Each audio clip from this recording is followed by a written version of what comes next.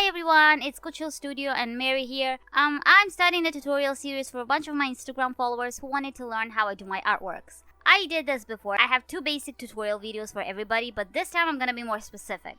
And I cannot avoid a speed painting process because it's like half an hour and there is not much I can tell you about. In this video, we're gonna talk about eyes only. If you're here, I'm assuming that you have a graphics tablet or planning to get one. If not, it's not going to work. The graphics tablet doesn't have to be expensive, fancy device. Don't waste your money, especially if you're not that into drawing. Okay, here's the personal story. Last summer, I did commissions, and one day my tablet died. I took it to the service, but I had to work. I needed my tools, and I wasn't going to spend a lot of money on a new thing. So I found the cheapest, smallest, oldest tablet ever. But the girl who was selling it lived on my street, so I bought it for like $10. And it was hard to work with for like first half an hour. But then it was okay, so don't get an expensive one if you don't really need it. The next thing is Photoshop. If you don't have Photoshop, I suggest using Krita. It's free and easy and fun. I prefer good old Photoshop because I'm familiar with it. But my daughter, who is still new to digital drawing, prefers Krita because it's really simple and easy. Okay, to the editing. This is an edited version of original image, but I already edited it to the point where I need to move to the eyes. So let's go through the process together. First, I worked with the colors and cut her hair, then cleaned the background. Next thing, blending the face before changing the colors to the more realistic ones.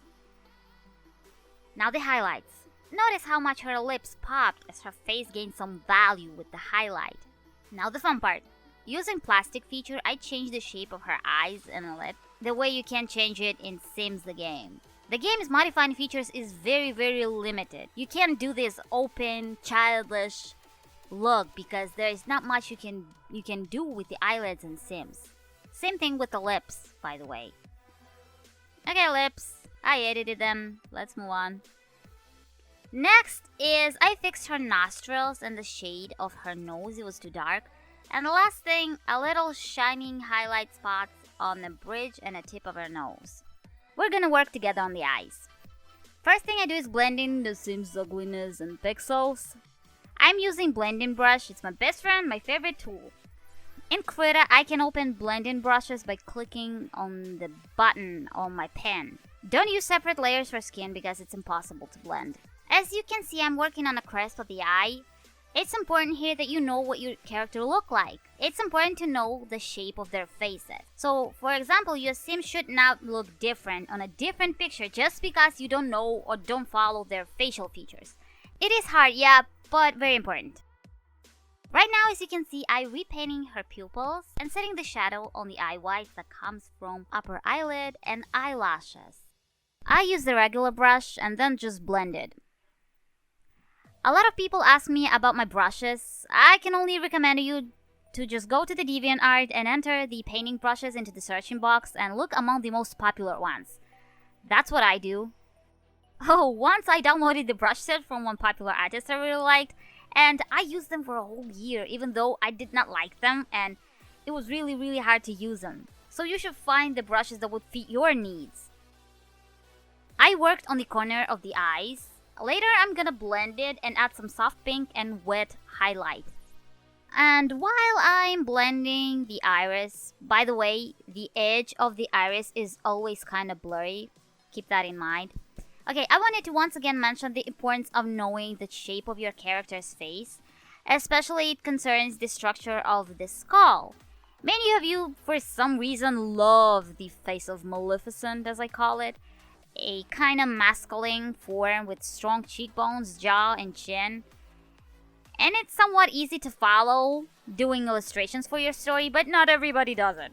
I'm guessing you just don't realize it, so just take time to study your character's faces. Okay, I dropped a couple of highlights on the eyes. The light on this picture is in front of the girl and also strong light sources behind her. It's simple, I just put some random white dots near the pupil and added some more for a glossy look and a really wet eye. And the next thing, adding wet shiny spots on the waterline.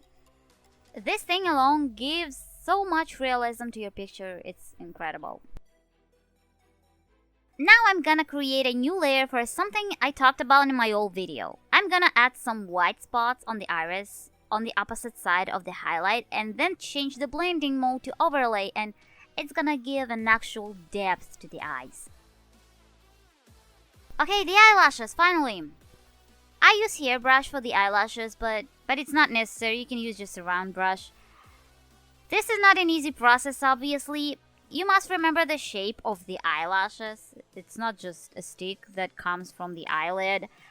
I actually think that the live tutorials or video tutorials are the best way to learn how to draw eyelashes and eyebrows. I learned when I watched how the actual artist drew on paper, and I immediately got it.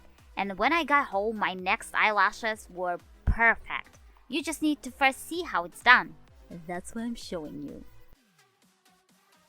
As you can see, I flipped the image because it's easier to work on the other eye that way. Also, it's a great way to see all the flaws of your image. Just flip your sketch or process to see what parts needs fixing. That's what I do all the time, especially when it's a huge complicated work. See, I flipped it again, and now I can see that the first eye we put the eyelashes on needs some more in the corners. The eyelash is unrealistically dark, so I'm gonna fix that by using exposure feature. Then the finishing steps. As you can see, I'm creating a new layer to add few new shades to the eyes. I'm gonna play with the blending modes to see what looks good. Now I'm working with the eyelid crisp, adding color and depth. And the last thing is a shiny accents on the eyelid just for fun. And that's it. Now I'm gonna show you how I'm gonna complete the work. The next 30 minutes of editing I squeezed into 3 minutes. I'm just gonna fix her eyebrows, work on the hair, and final color effects of the image. And that's pretty much it. And if you ever find yourself lost during the painting process and don't know how and what to do next, don't worry, I'm constantly in that state. But seriously, I recommend that you use a referral image or a real model or even your own reflection in a mirror, so you will know exactly what to do. I do this all the time. I just take a picture of myself or the body part that I need and just copy it. In addition, I want to recommend that you study the work of different artists, follow them on Instagram and YouTube, watch their tutorials, speed painting videos. It's incredibly helpful, trust me. The next best thing you can do is practice.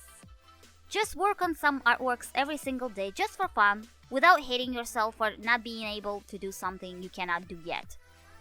You do it just for yourself. Where I'm from, we say a desk drawer work, meaning that you made something that is not good yet for sharing with other people, so you just keep it for yourself. And when I was in art school, we had a rule of 10 desk drawer works. You make 10 sketches of, let's say, male back, but you only show 11 sketch to your teacher. Because only by the time you work 10 times on it, it's gonna be somewhat good. Your artwork might not be the best. It's totally fine. You don't have to share it with the world if you don't want to. Share something you're proud of. And be patient. I have a lot of art ideas. I even have time for work. I most of the time know what to do, but every single time I work on something, I find myself in a state of despair in the middle of the work. Because something doesn't work the way it should, and it's completely normal. Good art is getting born through the pain. Another thing is talent. You don't need one. All you need is persistence and hard work. Talent has nothing to do with art, trust me. I like to think about myself as a great storyteller, a good writer, in my language, but not a good artist. Everything you see is a skill, not a talent. Okay, yeah, as you can see now, the colors of the image are going crazy. I'm not doing anything specific, I'm just trying everything at once. And that's the thing, sometimes you don't need a clear plan. Sometimes you just gotta improvise and try new stuff. I literally spent on that coloring thing more than 20 minutes. The whole thing took me around 2 hours. The editing of, let's say, a scene from The Sims for a story would took me around 3 or 4 hours. And that's not that great, since all I'm thinking about every single day is writing my Sims illustrated story for you guys. Well, not only for my Simmer fellas, I hope to draw attention of non-Simmers as well to my works. Anyways, I hope I inspired you. I just realized that everything I told you in this tutorial I've said before to my daughter, who is a struggling artist. But By the way, I was a kid who could draw. I was naturally good at painting, not great, not genius, just a regular kid who was able to draw a cat that looked like a cat. But my own kid was so freaking bad naturally. She had no sense of size or value or color, but she's skilled. Therefore, her paintings are good. She's not lost when she sees a clean sheet of paper in front of her. She's inspired, and that's the greatest example of practice benefits. Okay, I'm talking too much. I hope this video was helpful. I'm gonna make another one soon. Please subscribe to my channel, follow me on Instagram, and I'll see you next time. Bye bye.